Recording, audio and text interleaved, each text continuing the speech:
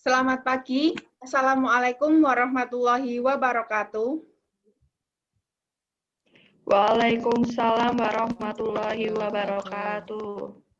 Bagaimana kabar kalian hari ini? Baik, Bu. Alhamdulillah baik, Bu. Alhamdulillah. Baik. Ya, Ibu juga berharap kabar kalian dan keluarga tetap baik dan sehat, dijauhkan dari segala mara bahaya yang sedang terjadi. Pandemi COVID ini mau tidak mau mengharuskan kita belajar dari rumah guna memutus mata rantai penyebaran COVID-19. Ibu berpesan agar kalian selalu menjaga kesehatan dan tetap semangat, walau belajar daring dirasa kurang menyenangkan seperti saat belajar di sekolah. Sudah siap menerima pembelajaran bahasa Indonesia hari ini? Sudah. Baik. Siap, Bu. Baik.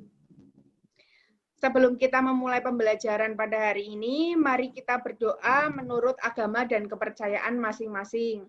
Berdoa mulai. Berdoa selesai. Baik. Pada pertemuan yang lalu, kita sudah selesai mempelajari materi pada aspek pengetahuan, yaitu mengidentifikasi informasi pada teks ulasan sampai dengan menceritakan kembali isi teks ulasan. Apakah salin yang Ibu tanyakan sudah bisa terlihat? Sudah, Bu. Terlihat sangat jelas. Baik. Pada hari ini kita akan mempelajari materi baru pada aspek pengetahuan, yaitu KD 3.12, menelaah struktur dan kebahasaan teks ulasan, baik film, cerpen, puisi, novel, dan karya seni daerah yang diperdengarkan dan dibaca. Nah, lalu indikatornya menganalisis struktur teks ulasan, baik film, cerpen, puisi, novel, dan karya seni daerah yang dibaca dengan benar. Lalu apa sih tujuan pembelajaran kita hari ini terkait dengan aspek pengetahuan, yaitu kalian mampu memahami dan menjelaskan struktur teks ulasan, apa saja bagian-bagian dari teks ulasan, dan luarannya kalian mampu menganalisis struktur teks ulasan.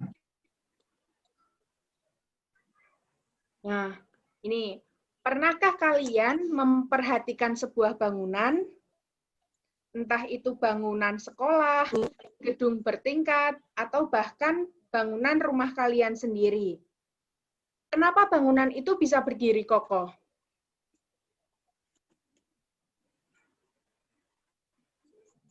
Ya, karena di dalam sebuah bangunan pasti harus ada yang namanya struktur bangunan, mulai dari bagian bawah, yaitu pondasi, dan bagian tengah, lalu bagian atas, yaitu atap.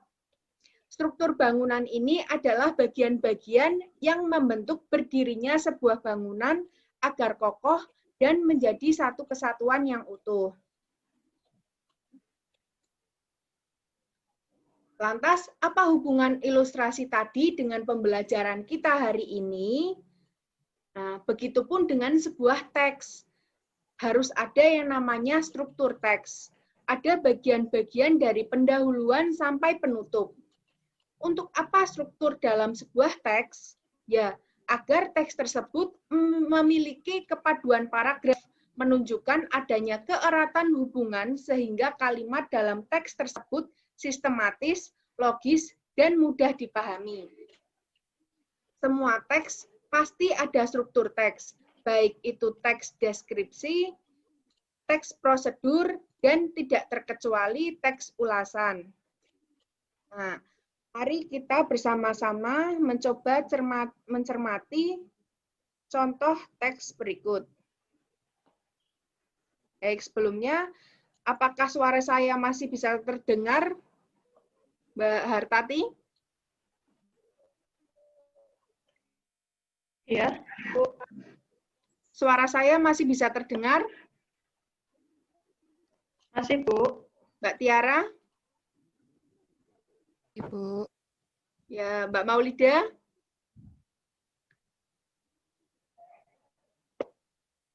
Masih, Bu. Ya, baik. Mari kita bersama-sama mencermati teks berikut.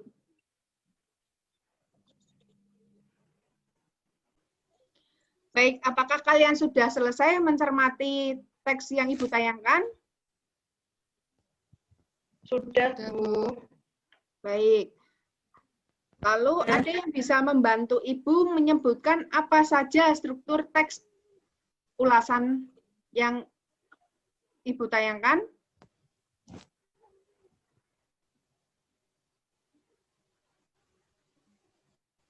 Mungkin Mbak Tiara mau menjawab? Yang pertama pendahuluan, Bu. Ya, betul. Lalu struktur yang kedua apa ya? Mbak Maulida mungkin mau menjawab juga? Yang kedua,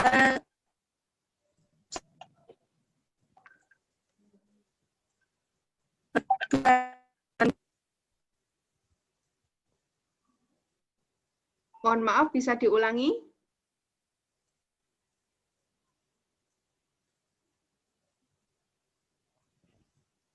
yang kedua, Ya, betul Mbak Ida.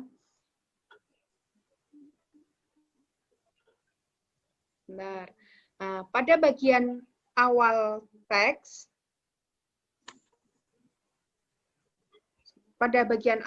ulasan, ada yang namanya orientasi, atau tadi Mbak Tiara menyebutnya dengan pendahuluan.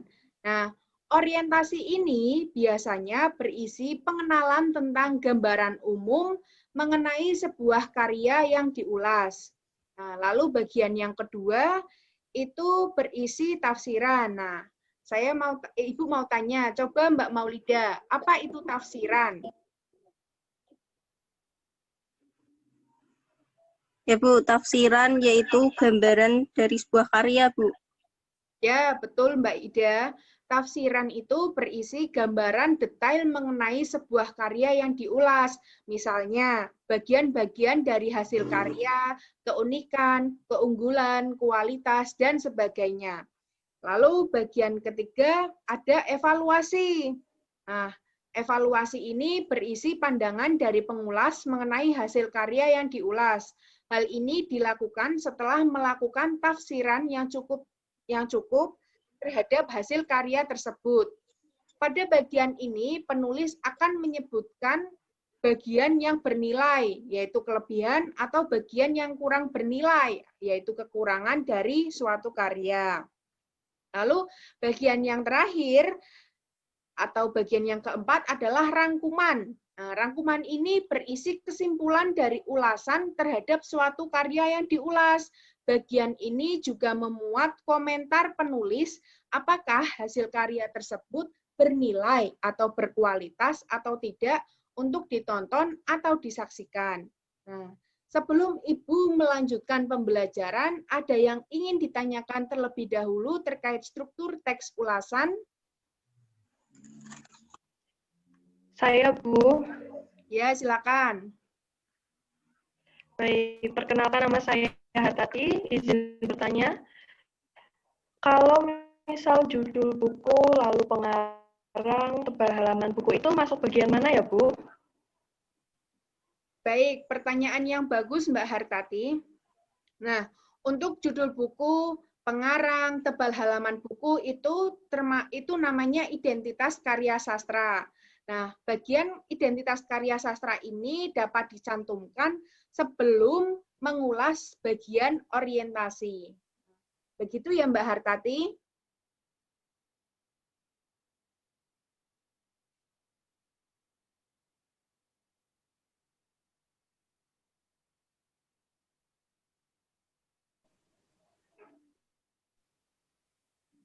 Baik, Bu. Terima kasih.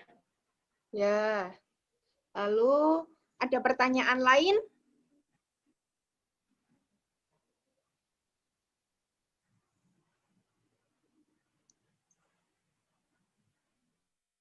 Apa saja karya sastra yang bisa diulas?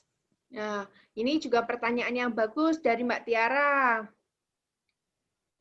Macam-macam karya sastra yang bisa diulas. yaitu film, cerpen, puisi, novel, buku, dan karya seni daerah.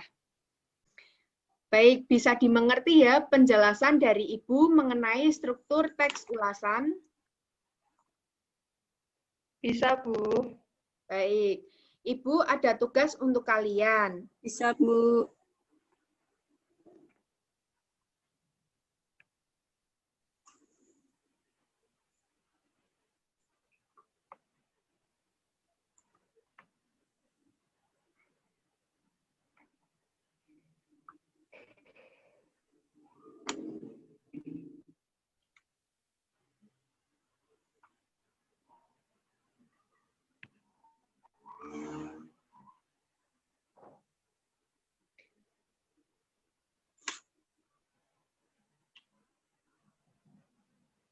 Baik, Ibu ada tugas untuk kalian. Ibu akan memberikan sedikit penjelasan mengenai tugas yang akan kalian kerjakan. Nah, tugas ini dikerjakan secara berkelompok. Untuk lembar kerja dan pembagian kelompok sudah Ibu bagikan di WhatsApp grup kelas ya. Silakan bisa dicek. Sudah? Baik, Bu.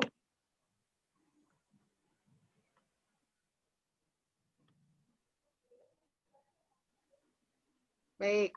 Nah, silakan nanti kalian bisa membaca bacaan ini terlebih dahulu pada lembar kerja. Lalu kalian analisislah struktur yang terdapat dalam teks ini. Nah, setelah kalian menemukan, silakan cantumkan, tuliskan ini bagian struktur apa, lalu ini bukti bacaannya.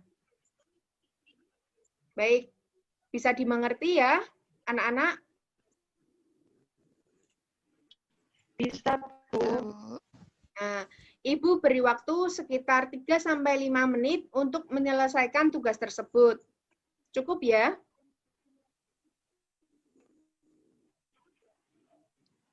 Cukup, Bu. Nah, baik, selamat mengerjakan. Ya, Bu.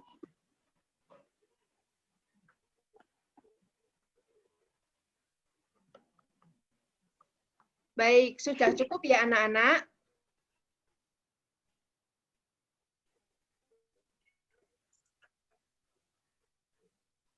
Sudah, Bu. Nah, silakan salah satu kelompok mempresentasikan hasil pekerjaannya.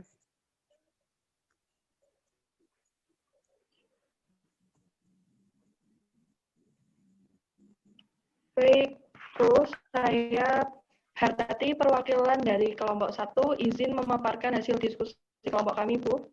Ya, silakan, Mbak. Baik.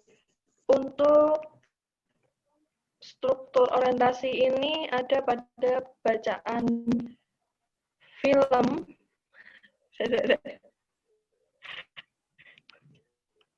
Cili-cili ya, teman. Ngomongnya piye? Engko tak stop aku.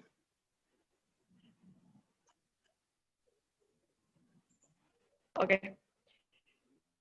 Baik. Untuk struktur yang pertama yaitu orientasi, ada pada bacaan. Film ini berawal dengan menjelang kepindahan Baron dari Jakarta. Cerita berlanjut ketika Baron telah pindah di Balikpapan atau saat plot film anak mulai terasa. Ya, Saat sudah pertama cukup, kali Mbak. masuk sekolah, Baron telah bertemu Rusdi dan Cukup, lanjut bagian kedua. selanjutnya. Baik. Selanjutnya di bagian kedua ada struktur tafsiran, itu dibuktikan dengan bacaan. Kepindahan Baron bertepatan dengan kontingen penggalang SD-nya yang akan mengikuti perkemahan di saat liburan sekolah. Karena Rusdi, Baron harus mengikuti perkemahan pramuka bersama dengan anggota lainnya meskipun Baron memiliki tujuan terselubung untuk mengikuti perkemahan pramuka. Mbak. Maaf, Bu. Untuk mengikuti pameran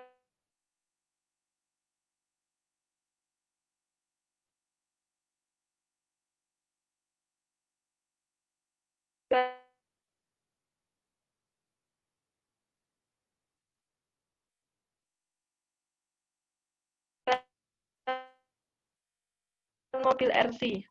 Ya, lanjut. Terakhir atau yang ketiga yaitu ejaan. Dalam film ini terdapat pula kelebihan serta kekurangan. Kelebihan tersebut seperti pelajaran moral saat Baron berbaik hati menolong anak lain dengan mengambilkan balon yang tersangkut di antena di atas atap rumah, yang bahkan sampai merelakan salah satu perangkat mobil RC-nya. Ya, cukup, Mbak. Lanjut bagian yang terakhir. Iya, baik, Bu. Pada struktur yang terakhir yaitu ada rangkuman yang dibuktikan dengan bacaan, film ini sangat layak disaksikan keluarga. Apresiasi patut diberikan kepada penulis yang berani memasukkan tema dalam pramuka, meskipun sutradara tidak berhasil membuat penyaksi film terpengaruh untuk semangat mengikuti pramuka karena tak ada penjelasan lebih lanjut dari tampilan visualnya. Ya, cukup. Terlebih, ya baik Bu, itu tadi adalah penjelasan saya. Baik, terima kasih Mbak Hartati karena sudah mempresentasikan hasil pekerjaan kelompoknya. Sebelumnya, apakah pekerjaan kelompok lain Bu, ada yang berbeda dari apa yang dipaparkan oleh Mbak Hartati? Mbak Maulida, sudah sesuai? Bu, ada. Belum, Bu. Tadi ada susunannya yang berbalik, Bu. Baik, tidak apa-apa, namanya juga belajar. Salah sedikit adalah hal yang wajar. Nah, hasil dari pekerjaan kelompok Mbak Hartati itu sudah benar. Strukturnya sudah urut mulai dari orientasi, tafsiran, evaluasi, dan rangkuman. Nah, baik, jadi apa yang kita dapatkan dari pembelajaran kita pada hari ini? Mempelajari mengenai struktur atau bagian-bagian teks ulasan, Bu. Ya, betul. Coba sebutkan Mbak Hartati, apa saja struktur teks ulasan? struktur teks ulasan itu ada 4, Bu. Yang pertama orientasi, yang kedua tafsiran, yang ketiga evaluasi, dan yang terakhir adalah rangkuman, Bu. Ya, betul. Nah, hari ini kita sudah mempelajari struktur teks ulasan yang terdiri dari 4 bagian, yaitu orientasi, tafsiran, evaluasi, dan rangkuman. Nah, pemodelan teks yang Ibu berikan belum terlalu banyak. Silakan kalian bisa mencari sendiri tambahan contoh-contoh teks ulasan beserta strukturnya. Cukup jelas ya untuk pembelajaran hari ini? Sudah jelas, Bu. Baik, pertemuan yang akan datang kita akan belajar materi lanjutan, yaitu menganalisis kebahasaan teks ulasan. Nah, di akhir pembelajaran ini, Ibu akan memberikan kuis sekaligus sebagai bukti kehadiran kalian dalam pembelajaran bahasa Indonesia hari ini. Tautan Google Form akan Ibu bagikan di WhatsApp grup kelas ya. Baik, Bu. Baik, sebelum menutup pembelajaran, mari kita berdoa menurut agama dan kepercayaan masing-masing. Berdoa, mulai. Berdoa selesai. Nah, sekian, semoga pembelajaran hari ini dapat bermanfaat. Terima kasih. Wassalamualaikum warahmatullahi wabarakatuh. Waalaikumsalam warahmatullahi wabarakatuh. Terima kasih, Bu Sapira. Baik, sama-sama.